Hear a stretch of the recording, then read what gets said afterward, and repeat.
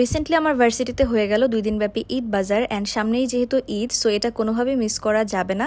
তো আমিও চলে গিয়েছিলাম ঈদ বাজারে অ্যান্ড আপনাদেরকে দেখাবো যে কি পাওয়া যাচ্ছিল আমাদের ঈদ বাজারে। So let's start the video. Hi everyone, it's me Esha from glimpse of এশা।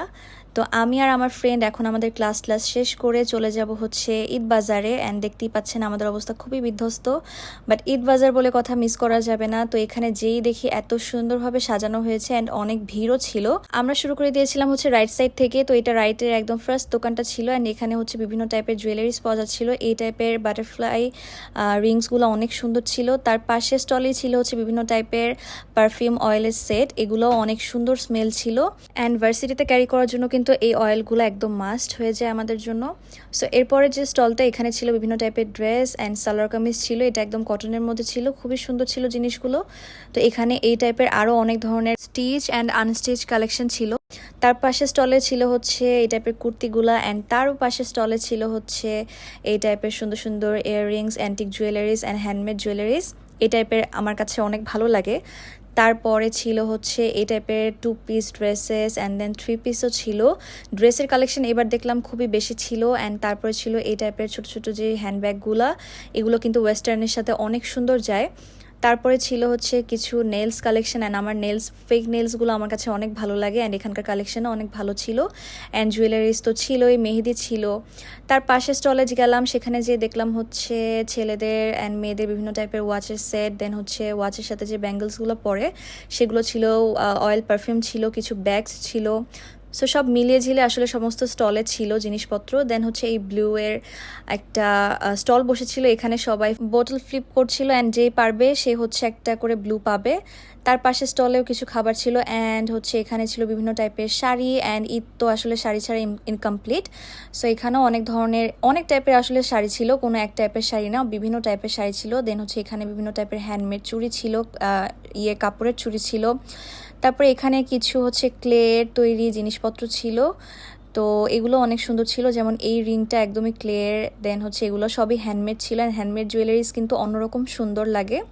এখানে অনেক ধরনের ইয়াররিংসও ছিল। এই স্টলটাতে ছিল বিভিন্ন টাইপের বহু আর্টস, এগুলো কিন্তু আসলে অনেক সুন্দর লাগে।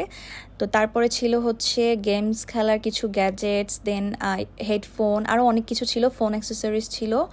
তারপরে এটাও একটা পারফিউমের স্টল ছিল, এখানকার পারফিউমের স্মেলগুলো অনেক সুন্দর ছিল, আমরা একটু ট্রাই করে দেখেছিলাম। অ্যান্ড এই টাইপের ইয়াররিংসগুলো কিন্তু এখন অনেক চলে, সো ট্রেন্ডি অনেক জিনিসপত্রই ছিল। প্লাস এই বারবির যে ওয়াল আর্ট ছিল এটা অনেক সুন্দর ছিল। তার পাশের স্টলে ছিল হচ্ছে আবারও কিছু কসমেটিক্স অ্যান্ড হচ্ছে জুয়েলারিসের আইটেম। তো প্রত্যেকটা স্টলই কম বেশি কসমেটিক্স, জুয়েলারিজ, ড্রেসেস এগুলো ছিল অ্যান্ড এই স্টলটা আমার কাছে একটু ইউনিক লাগে। এখানে বিভিন্ন টাইপের সোভেনিয়ার্স ছিল, তারপরে ছিল হচ্ছে বিভিন্ন টাইপের কি রিংস, এই টাইপের কি রিংস কিন্তু অনেক সুন্দর লাগে অ্যান্ড বিভিন্ন টাইপের আর্টসও ছিল।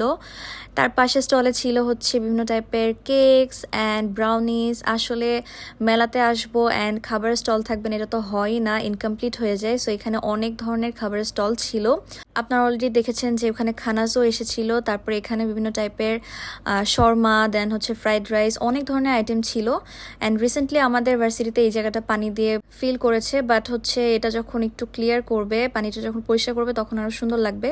তো এই স্টলে বিভিন্ন টাইপের মিডি ড্রেসেস ছিল, ড্রেসগুলো অনেক সুন্দর ছিল অ্যান্ড এখানে সব কাচের চুড়ি ছিল অ্যান্ড এই টাইপের রিংগুলো কিন্তু অনেক সুন্দর লাগছিল হাতে দেওয়ার পরে।